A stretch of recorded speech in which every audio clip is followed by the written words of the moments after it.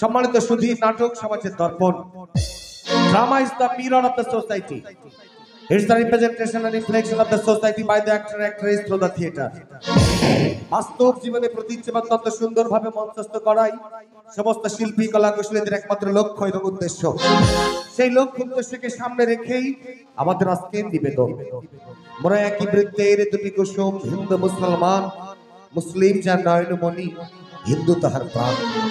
আসুন আমরা সবাই মিলে জাতি ধর্ম বর্ণ গোত্র নির্বিশেষে হিংসা বিদ্বেষ হানাহানি ভুলে মানব জাতির শ্রেষ্ঠ ধর্ম মানব ধর্মকে অবলম্বন করে কাঁধে কাঁধ মিলে হাতে হাত রেখে বাংলার চিরাচরিত ঐতিহ্য, বাংলার কৃষ্টি কালচার, বাংলার সংস্কৃতি ধারক ও বাহক এই যাত্রাপালাকে এগিয়ে নিয়ে যাই সফলতার শীর্ষে।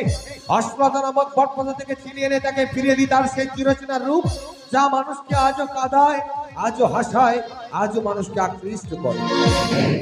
চলো উপভোগ করবো আমাদের অন্তরজনীর নিবেদন। ওপার বাংলার প্রখ্যাত নাট্যকার বাবু নির্মল মুখোপাধ্যায় বিরচিত, এপার বাংলার সুবিখ্য স্বনামধন্য নাট্য পরিচালক সুপারস্টার গায়ক নায়ক কুমার দেব পরিচালিত ওই ৬৮,০০০ গ্রাম বাংলার সারা জাগানো অভিনেতা ভদ্রকান্ত সরকার, শক্তিমান সুদর্শন অভিনেতা প্রণব সরকার এবং যাত্রা জগতের আলোড়ন সৃষ্টিকারী অভিনেত্রী মুক্তি রানী চক্রবর্তী অভিনীত আমাদের অন্তরজনীর নিবেদন গরিব কেন মরে। হ্যাঁ সম্মানিত সুধী, যার শ্রেষ্ঠ অভিনয় করেছে বর্তমান সময়ের সুপারস্টার গায়ক নায়ক কুমার দেব। সঙ্গে আছে বর্তমান প্রজন্মের সারা জাগানো দুষ্ট মিষ্টি গায়িকা নায়িকা বাসন্তী সাহা, উদীয়মান সুপারস্টার মঙ্গল কুমার এবং মিষ্টি মেয়ে পপি রানী, দক্ষিণবঙ্গের দুর্ধর্ষ খলনায়ক ভিলেন অফ টাইগার বাসুদেব বিশ্বাস এবং লাস্যময়ী রূপালী রানী, আরো এক উদীয়মান দুর্ধর্ষ খলনায়ক ড্রাগন চিরঞ্জিত মিস্ত্রি, শক্তিমান অভিনেতা বাবুলাল মন্ডল, গোপাল বৈরাগী, শিশু শিল্পী মাস্টার অনির্বাণ, কৌতুক সম্রাট কুমার অনিমেষ এবং কিং কমেডিয়ান সঞ্জয় রায়, সুকণ্ঠ গায়ক ভোলানাথ বিশ্বাস, যন্ত্র সঙ্গীতে মাস্টার বাঁধন এবং প্যাডিস আনন্দ মোহন, শাহরুখ বাবু সঞ্জয় সরকার, সাজসজ্জায় কমলেশ মন্ডল, দল স্বত্বাধিকারী বাবু তন্ময় সরকার এবং সার্বিক ব্যবস্থাপনা এবং তত্ত্বাবধানে কামনাশিস মন্ডল। সাউন্ডে আছে দক্ষিণবঙ্গের ঐতিহ্যবাহী প্রসিদ্ধ মৌ সাউন্ড অ্যান্ড ডেকোরেটর। অপারেটিং এ আছে লক্ষণ এবং ছোট ভাই রাকেশ রায়। চলুন উপভোগ করবো আমাদের অন্তরজনীর নিবেদন। ওপার বাংলার প্রখ্যাত নাট্যকার বাবু নির্মল মুখোপাধ্যায় বিরচিত, এপার বাংলার সুবিখ্য স্বনামধন্য নাট্য পরিচালক সুপারস্টার গায়ক নায়ক কুমার দেব পরিচালিত এবং অভিনীত বৈশাডাঙ্গা তরুণ নাট্য সংস্থার এবছরের সারা জাগানো ব্যয়বহুল ঘাত প্রতিঘাত সংঘাতে ভরপুর একখানে হৃদয় বিদারক অশ্রু সজল বাস্তবধর্মী সামাজিক যাত্রাপালা গরিব কেন মরে। দেখে যান আমাদের অন্তরজনীর নিবেদন গরিব কেন মরে, গরিব কেন মরে।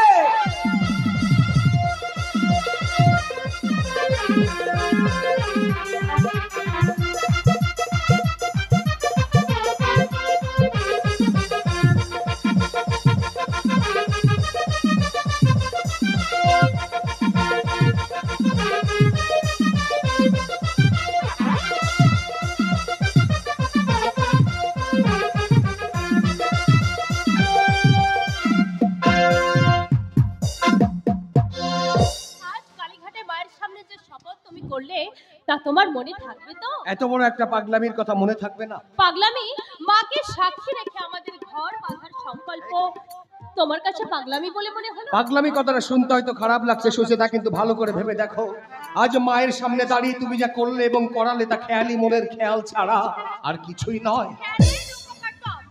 তুমি দেখো একদিনে সত্য সুন্দর হয়ে আমাদের জীবনে স্বর্গের সুষমা ছড়াবে। মনে অনেক কিছু ভাবা যায় সুচেতা, যা বাস্তব নয়। এই মুহূর্তে মনে করতে পারি আমি ভারতের সম্রাট, কিন্তু বাস্তবে তা কি সম্ভব? কেন সম্ভব নয়? সম্রাট যিনি তিনিও তো তোমার মতো একজন মানুষ। হ্যাঁ মানুষ, কিন্তু সাধারণ নন, অর্থাৎ দরিদ্র নন। তুমি লেখক মানুষ, যুক্তি তর্কে আমি তোমার সঙ্গে পেরে উঠবো না, কিন্তু কৌশিক, আমাদের ভালোবাসা তা কি অস্বীকার করতে পারবে তুমি? অস্বীকার তো করিনি সু, দুর্ভাগ্য বলে মেনে নিয়েছি। দুর্ভাগ্য? তা না হলে বামন হয়ে চাঁদে হাত বাড়াবো কেন? তুমি তো হাত বাড়াওনি, চাঁদ স্বেচ্ছায় নেমে এসে তোমায় ধরা দিয়েছে। কিন্তু সেই চাঁদকে ধরে রাখবার মতো প্রশস্ত সুনীল আকাশ যে আমার নেই সুচেতা। কৌশিক, তুমি কলকাতার বিখ্যাত ধনী সোমনাথ রায়ের একমাত্র কন্যা, আর আমি যে দরিদ্র। কিন্তু আমি তো অর্থ সম্পদ চাই না, আমি চাই মানুষ। তুমি না চাইলেও তোমার বাবা চান সুচেতা, তিনি তার একমাত্র মেয়েকে কিছুতেই আমার মতো একটা গরিবের ছেলের হাতে তুলে দেবেন না। কৌশিক, আমার সাংসারিক অবস্থার কথা সবই তো তুমি জানো। রানীর কাজে যা পাই তাতে আমার সংসার ঠিক মতো চলে না। আমার বাবা 3 বছর পক্ষাঘাতে শয্যাশায়ী। আমার ছোট ভাই কুণ্ডলে কলেজের মাইনে 4 মাস বাকি, এরপর আসে দয়রাম ছেড়ে দেনা। এর মধ্যে আমি তোমাকে আর জড়াতে চাই না সুচেতা। পরে আজ কেন আমায় একথা বলছো কৌশিক? আচ্ছা, আমার দিকে তাকিয়ে বলো তো, আমায় ভুলে থাকতে পারবে কি তুমি? পারবো না সুচেতা, পারবো না। স্মৃতির দহনে অনুক্ষণ আমি জ্বলে পুড়ে মরবো, তবু উপায় নেই সুচেতা। কেন? এই দৃঢ়তা কি তোমার চিরদিন থাকবে? ভাটার পর জোয়ার নিশ্চয়ই আসবে। তোমার লেখা আমি পড়েছি, বর্তমান যুগে প্রথম শ্রেণীর যে কজন সাহিত্যিক আছে, মান নির্ণয় তাদের পাশেই তো তোমার স্থান। নিশ্চয়ই তুমি একদিন বড় হবে কৌশিক। দুরাশা সু, দুরাশা। আমার লেখা ওই সাহিত্যিকের মান নির্ণয়ের খাতে কোনোদিনও পড়বে না। না, তা হতে পারে না। সত্যের উজ্জ্বল আলো একদিন বিকশিত হবে। যুগ সম্পর্কে তোমার কোনো ধারণাই নেই সু, তাই তুমি এই কথা বলছো। আমার লেখা নিয়ে আমি বহু প্রকাশকের কাছে গিয়েছি, কিন্তু কেউ ছাপাতে চায়নি। সবাই আমার সৃষ্টিকে, আমার দৈনকে উপহাস করেছে। তাই সাহিত্যিক হওয়ার স্বপ্ন আমার পাশের প্রাসাদে পরিণত হয়েছে। কিন্তু তবু যে তোমাকে লিখতে হবে কৌশিক। তোমার লেখা গরিব কেন মরে এ বাস্তব আমি পড়েছি। পড়তে পড়তে একটা প্রশ্ন আমার মনের মধ্যে মাথা ঘুরে মরেছে, গরিব কেন মরে এমন বাস্তব। সুচেতা, স্রষ্টা তুমি, সাধনার মাঝে নিজেকে হারিয়ে দাও, মিথ্যা হবে না। একদিন তোমার যশকীর্তনে মুখরিত হবে সারা দেশ।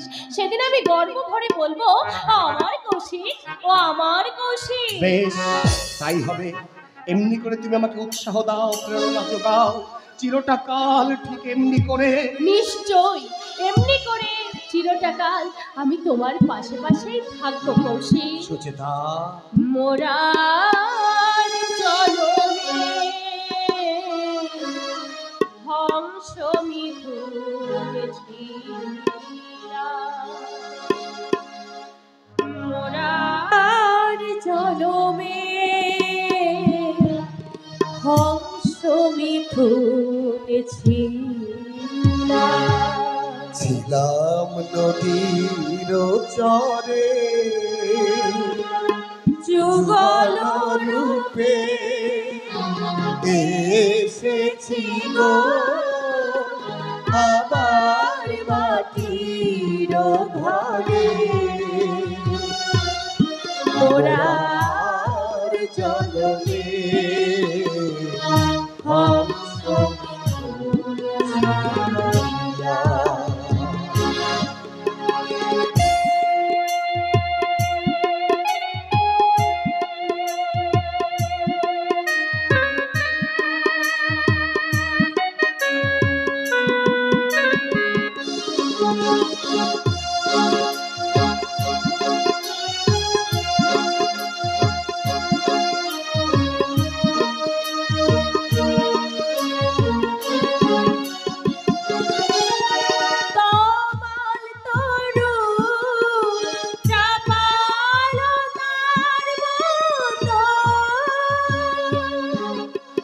জড়িয়ে কত জনম হলো গত,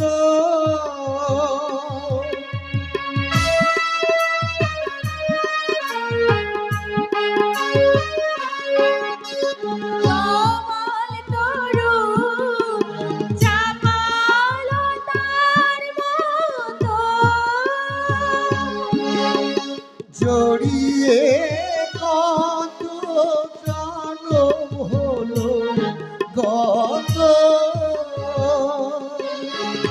সেই বাঁধনে চিহ্ন আজো জাগে জাগিয়া ধরে ধরে ওরার জনমে হংস মিথুন ছিলা মাটির বুকে যুগল রূপে এসেছি গো আবার মাটির ঘরে ওরার জনমে হংস মিথুন ছিলা ওরার জনমে হংস মিথুন ছিলা।